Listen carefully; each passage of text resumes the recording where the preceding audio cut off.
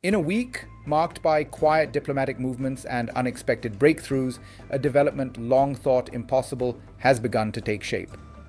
For the first time since Russia's full-scale invasion of Ukraine in February 2022, negotiators from Kyiv, Moscow, Washington, and key European capitals appear to be converging on the outline of a ceasefire agreement. The details remain fragile, and much is still unknown, but officials involved in the discussions now describe genuine progress, something nearly unimaginable during most of the war. In this report, we break down what happened, why it matters, and the data behind the decisions shaping this critical moment.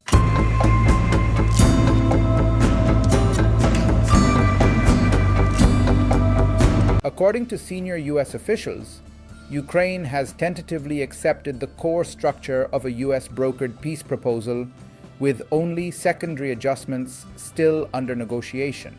This comes as Ukraine's National Defense and Security Council Chief Rustem Umerov confirmed that negotiators in Geneva reached what he called a common understanding regarding the main elements of a potential agreement.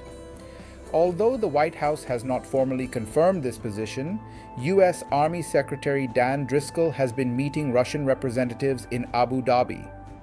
He reportedly spent hours in back-and-forth sessions, moving between separate meetings with Ukrainian and Russian teams, an indication that shuttle diplomacy has intensified. This phase follows a high-level round of discussions in Geneva involving U.S., Ukrainian, and European delegations. It was during those talks that Ukraine requested revisions to the original 28-point plan, which many in Kyiv and several European capitals had criticized as too accommodating to Russian demands. The revised framework now includes stronger security elements for Ukraine and fewer concessions on sovereignty. Tens of thousands of soldiers have been killed on both sides since the invasion began.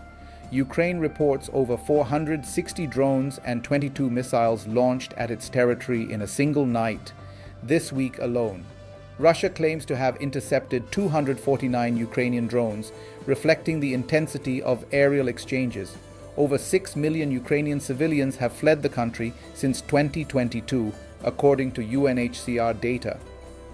Moscow still controls about 18% of Ukraine's internationally recognized territory, including Crimea, much of Donetsk and Luhansk, and significant parts of Kherson and Zaporizhzhia.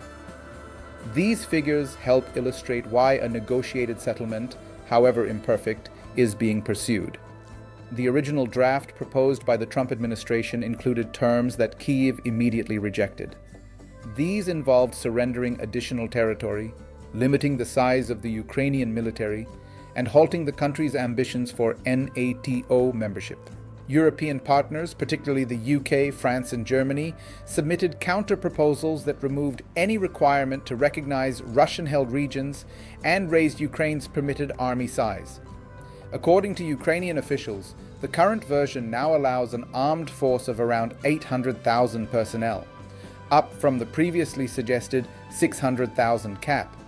For context, Ukraine's military mobilization reached roughly 1 million personnel at its wartime peak in 2023, while Russia's armed forces expanded to nearly 1.32 million by 2024, following multiple recruitment waves.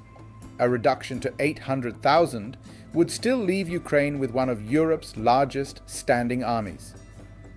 One unresolved question involves US security guarantees.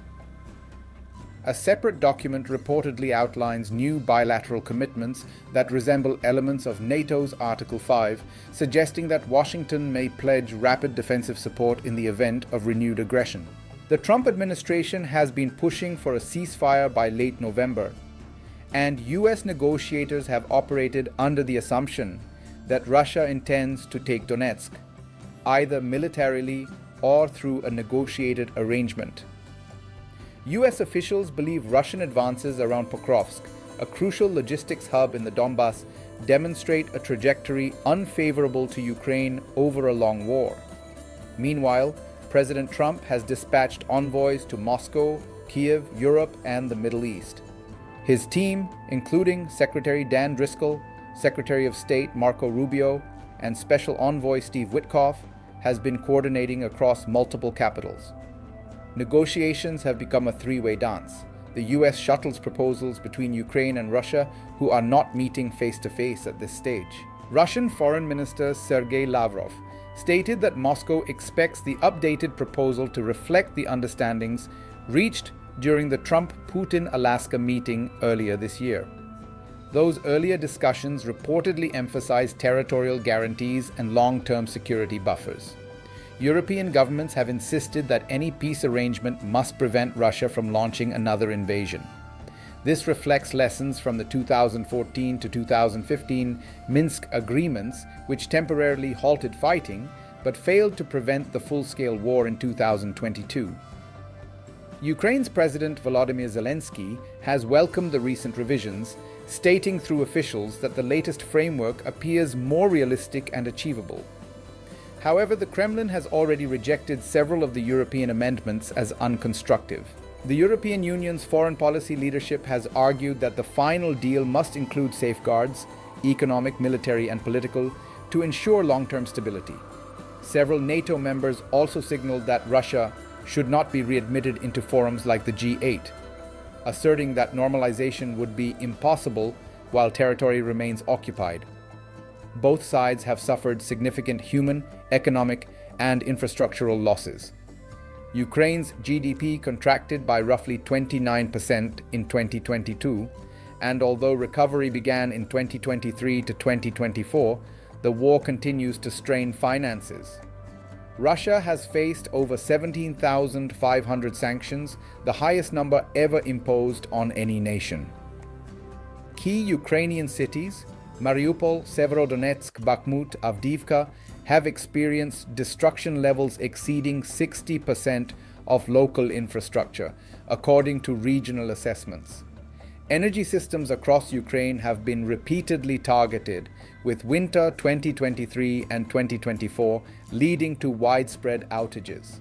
This week's missile and drone barrages again highlighted the urgency. Kyiv reported multiple fatalities and fires in high-rise buildings, while Russia reported casualties in the Rostov region from Ukrainian strikes. Ukraine is now preparing for a potential visit by President Zelenskyy to the United States to finalize the terms directly with President Trump.